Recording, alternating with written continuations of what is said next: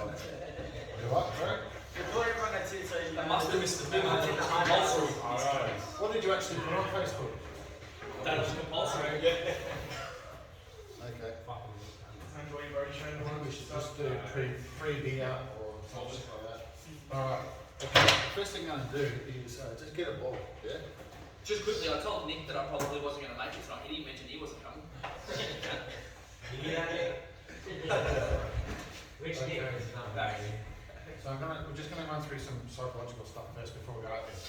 So, 4, 6, 8, 10. Okay, so we're going to pair up, which will be good. Alright. So, if I put each one of you out there right now, 20 metres out, and ask you to kick a goal, you'd be confident you can kick a goal, is that correct? Strongly. Yeah? Yeah. Right? It's a pretty strong win. So you're But not not- confident? No. I thought that just In general. Yeah. Inside 25 is mine. No, but we'll get to those issues in a minute. But just generally, I'll put you out there 20 metres in front, ask you to kick go, yeah? Yep. Now we put it down on the mark, 20 metres out. So you're literally kicking from, say, 27 metres. Still confident you're going to kick it? Yeah. Right. Now we've got a full crowd. Like on Saturday, we're going to have like 1,000 people there. 20 metres out. So 27 metres out. Yeah. We've got the opposition players saying that they fucked him up on the weekend, all that sort of shit. Right. Are you still confident you can kick it? Yeah. Right. And then lay It was down. doubts. Okay. Yeah. It was doubts. This doubt's starting to creep in. Okay, let's store those doubts. Store them because they're going to ask you what they are. Right. Now, same spot. Right. Same spot. Okay, we're 5 points down. You've just marked it and the siren's gone.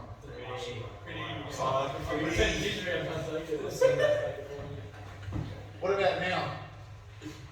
No, it is a bit harder than like, you just got to back yourself. That's to win the game? Yeah, 5 points down, the siren's gone. You've marked the siren's gone. Same spot. Same spot that I just marched you out. Listen in. I just marched you out there in training, no pressure, and you can 100% guarantee you're going to kick it, no worries. All of a sudden now, same spot, and what's starting to creep in? Thoughts. What if? Self down. Yeah, okay. Why? Fear of missing. I reckon if you miss, you fucking don't win the game. No, the fear of missing. The game's on your boot. It's a fear of failure. Okay. Now, No, every it's time- one of us. On a serious note, yeah, like we fucking around jokes. If it's one of us young cunts that did that and missed, we've got the lecture and a half. I'm telling you now. Not really. After the game, you can't do anything with it. No, You have to have a job. if it was a granny, I'd probably dash it. That's because you young guys you accept the lecture, all the old guys say, fuck off, I don't know. But, so what, so has the pressure come from your ability to kick, control the ball, focus, go through your routine? Has the pressure come from there? Where does the pressure come from? It's the mind. The mind. What is it any different in any goal that you're kicking in the game than what I just put you through here? Is there any difference? It's sure. Yeah. There's just no crowd or no No, it's pressure. not. Different levels of pressure depending on. During the game, if you miss, yeah, fair enough, you can be like, fuck it, I'll try and get to the next contest, kick it. Like, it's after the siren, it's a dead eye kick, has to be a goal, you cannot miss. So Yeah, that's where the pressure comes. Yeah. And the fear of letting your team miss it. Yes. So it's the fear of missing it. So you grab the ball critic because you're one of the very rare persons that's been able to do this after the siren, yeah? Against Point Cook last time. I want you to loudly explain so people can hear on the video. So explain what you went through in that kick. Mentally. No, I'm generally. I'm a Lord, yeah, so fucking, I go to church, like, I don't go to church, but I believe in God, so like, I did my cross, hoping the best, and like, fuck, You're kidding. I don't want to see game that. No, I did cross, hoping like, didn't want to miss it. Kiss the footy, didn't you? Nah, I didn't kiss the footy. I think we got footage of you kissing the footy. Did you actually kiss the footy? Yeah, I did. It's footy goals. Stop fuck up, what? You're on the game anyway. No, fucking, it was just a lot of pressure having that moment because I could hear from the song, like on the mark, it's like, fuck your mum, I'm gonna fuck your mum, this, that. But like in the moment, if you zoned out, I didn't actually hear him. I watched the video a couple times, I don't know why. But I could hear it in the video, it's like, fuck you, fuck your mum. I'm like, what the fuck? Like, I didn't hear that during the moment. So if you zoned out, you're confident, and you back yourself, then Exactly. Okay, so this is where we're going. Right. So there's a process of picking your goal, yeah? Yeah. And you go through it how many times? So you're only a young fella, but you would have done this thousands of times already, yeah? You know, before training, during training, after training, when you come around the weekend, you go through the process thousands of times. And you've worked out what that process is. You know how to strike the ball, you know how to swing the ball, you know, you've worked all that stuff out, right? And it's a process, right? The only difference is the pressure you put on yourself in the game because you don't want to fail, compared to when you're training that you're just going through a process. And what I'm saying is that it should be no different. Yeah. So what Daniel was saying is that the pressure on us, right, to kick the goal is too extreme. We just got to go through our process. So we're not scared of failure. So when you go back and you go through your process, go on the mark, ask the umpire to check the mark, make sure your heart rate's dropped a little bit when you're having a set shot. Then you just enter your process and everything's zoned out. Now, you're not meaning to kick a point, right? But if it happens, it happens. You've done your best, you went through your process, you focused, you did everything right? You beat your missed. That's what you should be thinking of when you go back and have a shot. Not thinking about, I must kick this goal. I must kick this goal because we've kicked 102 goals, 137 points. That's what I don't want you to think about. What I want you to think about is just go back.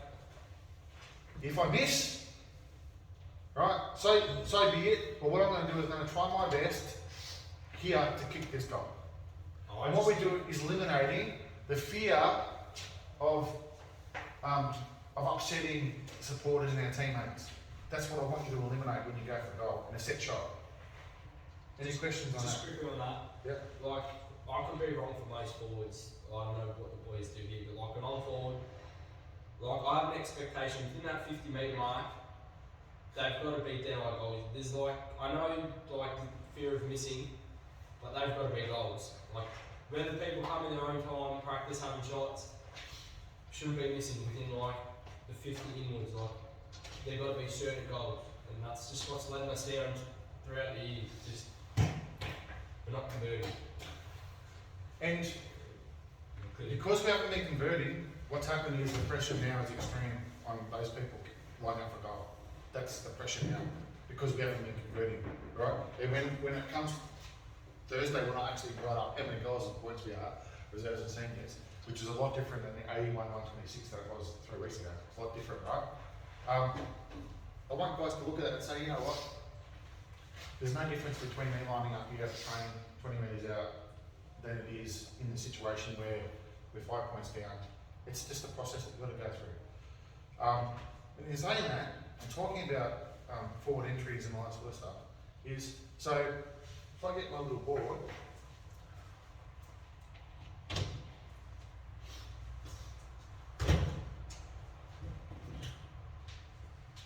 right, you can come out, you can get the texter, and I want you to draw a circle, right, in the forward line, where you're most likely to kick a goal.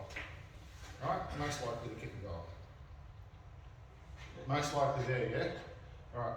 So now that you've marked out, I want you to mark 2 spots where the percentages might be a little bit less, but you're still likely to kick a goal. 2 spots. Me or for anyone else? Anyone, just general, from your experience in football. Is that fish on the super? You reckon guys can kick goals? Oh, wait. 45. No, most likely. No. So that's the most likely. Yeah. The next most likely position, not the least likely. Okay. Yeah, good. Alright. Now I want you to mark out the areas of the line, solid line, where you're least likely to kick a goal from. Yeah. Now put a solid line. So right, from the forward point post all the way to that area. Put a solid line. Draw a solid line where you're least likely to. Okay. Yeah. So now as forwards, right? Now the onus is on you to where you lead, yeah? Yeah? So if someone was to lead there, alright, we would call that a dud lead. That's what we'd call that. Alright? Unless the person was there by themselves and it's an 80% kick. Alright? As always, we kick it to them. So you see where I'm going with this? That a lot of the pressure on goal kicking stems from the efficiency of our forward entries as well. Alright? And the pressure that we place upon ourselves when we're kicking for goal. Alright. Can I say one thing about that as well? Yeah. Do you want to come and explain this so guys can see it on the camera? Do you want to come and explain? Oh, no, I don't have to. No. Oh, okay. I just want to say, like, as a footballer, like, we still think that because a point is a point, it's like somehow adds to our score, and it's somehow a good thing. But I think when you play good teams, like we spend so much of the time having clearances, battles, physical battles. You know, we work so hard to get into our forward line, and then because we're having shots from, say, some weird angles or outside 50 or whatever, really quick points, we're allowing those good teams to really just get the ball straight back to the wing, and all of our hard work is just gone. Like, the good teams, they set up for kick-ins. So for us to do all the hard work and then give them a kick-in, we're essentially giving them a free 80-metre kick out of all the pressure. And then the pressure goes straight back to our mids and our defenders.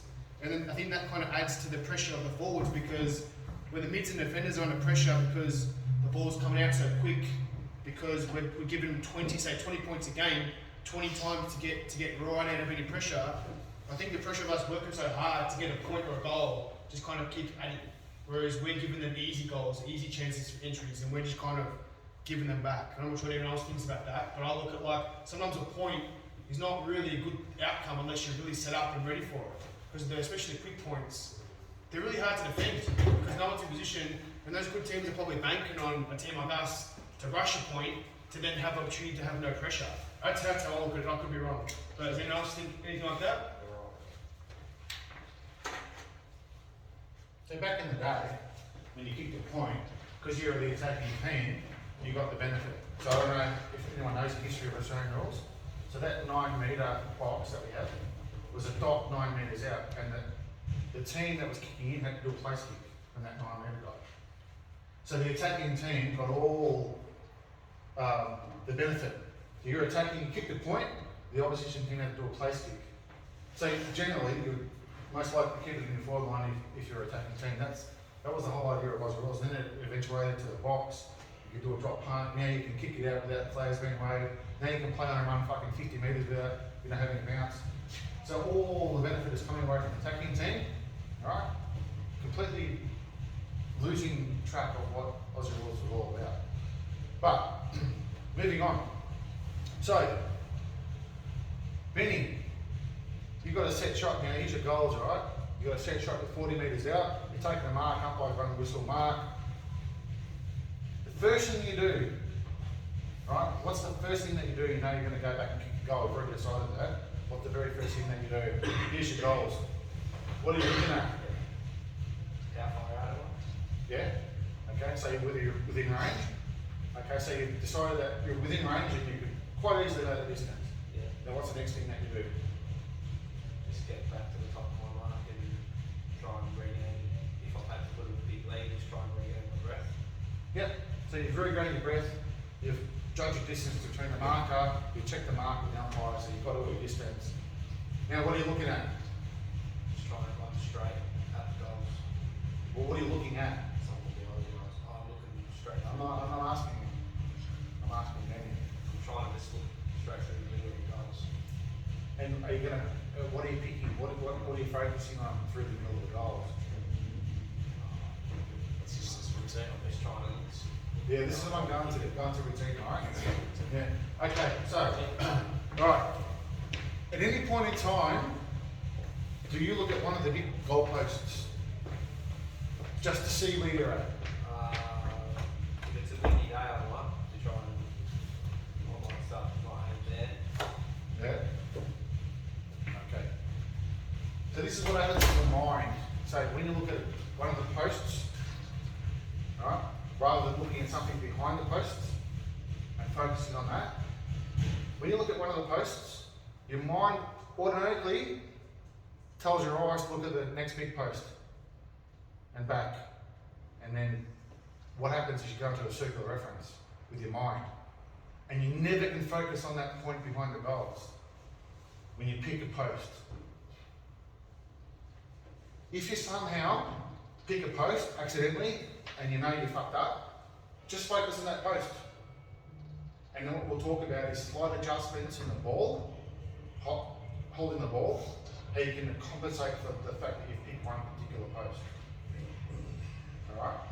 You must always focus on something way behind the goals. Now, I've heard guys at training when I said focus on something behind the goals, I don't want to kick it over the fence. Fuck kicking it over the fence, right? I want you to focus on something that you pick behind the goals and kick to that thing, right? Now, when you're in direct range, the range that Rob picked, this works. But as the angle changes and the goals, depending how far you're out, that changes, right? Okay, you can't pick something behind the goal because the angle's so far less than what you're expecting that you can't pick something behind the goals. So there's one person that will help you here, and they always put themselves in the right position. Who is it? Huh? Yeah. When you're having a set shot at goal from here, from one of these angles or one of these angles, the person that's helping you all the time is the goal umpire, because he's always going to stand, he's winding basically his body up with you. There's your go-to. So all you're thinking of is kicking the ball over the top of the goal umpire's head. That's it. That's your marker. Right? And even in reserves, we still have goal umpires, and they're still pretty good, and they'll line themselves up properly like this. All right? Something funny now? Oh, no, just good goal umpires and reserves, that's all. No, well, the one thing they are taught, goal umpires, is to get themselves in line because they need to see the ball coming through, right? Now, let's talk about, before we go out, let's talk about a couple of things. Now, do I ever say to people you can't snap at goals? No. Never. Never. Why? Because you like to snap?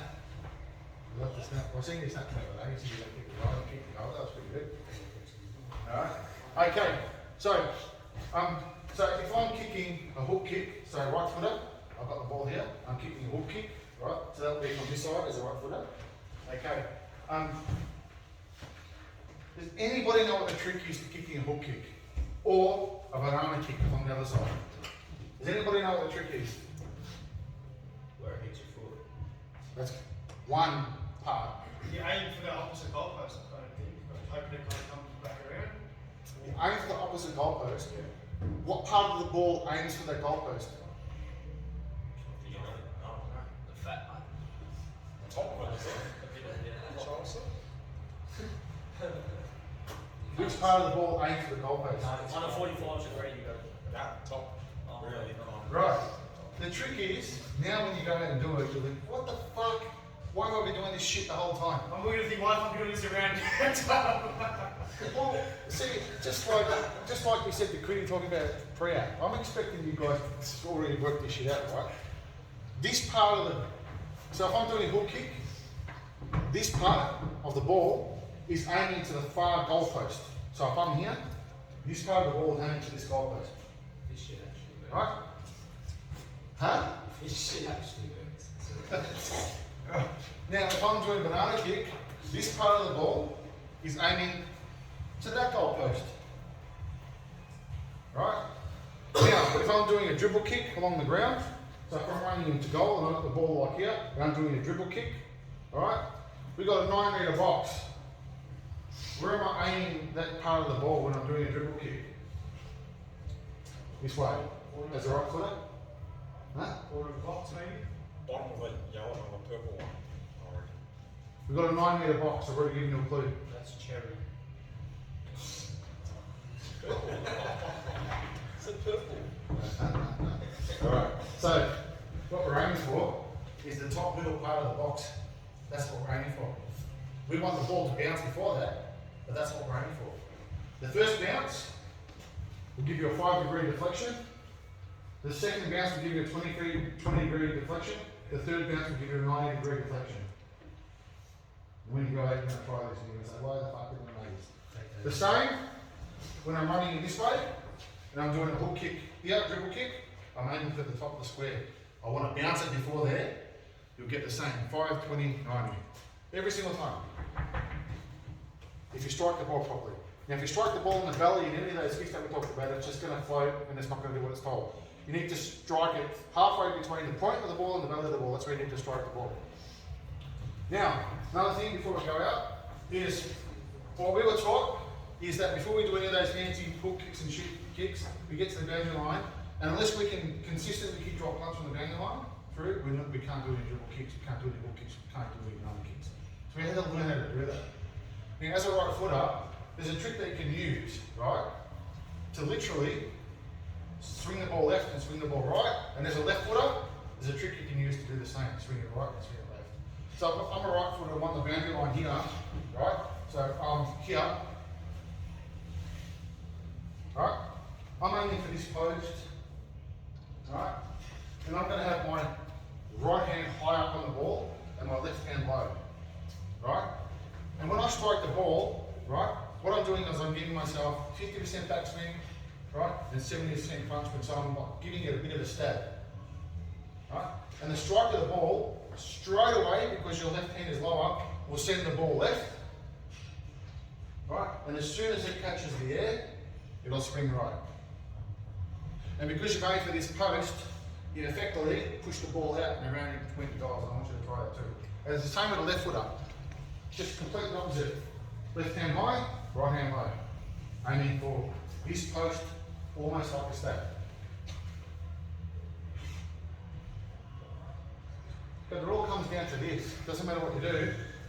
As you're running into goal, as you're setting up for goal, whatever, don't be scared to miss. Just go through your process. Think about your process. Don't panic because someone's going to tackle you. Don't panic because there's drunk guys on the in the crowd that are going to yell at you because you missed. Just go through your process. You miss. Alright? But the more you stay calm and in control, the more you're going to make the goals. And we just haven't been calm and controlled. That's why we're missing a lot. Alright, partner up, get a ball. Now, we've got cones out there. What I want you to do, in your teams, one stand on the mark, one kick the goal, right? Swap over, so the one that kicks the goal goes, kicks the ball, swap over, get through every cone, right? Get through every cone, and then we'll swap, we'll do some dribble kicks. How many balls you got? I'm sure. Yeah, need 5. Yeah, I don't need 5 balls. I think in there should be some. You'll have to, so we got one extra now, yeah? Yeah, they changed it.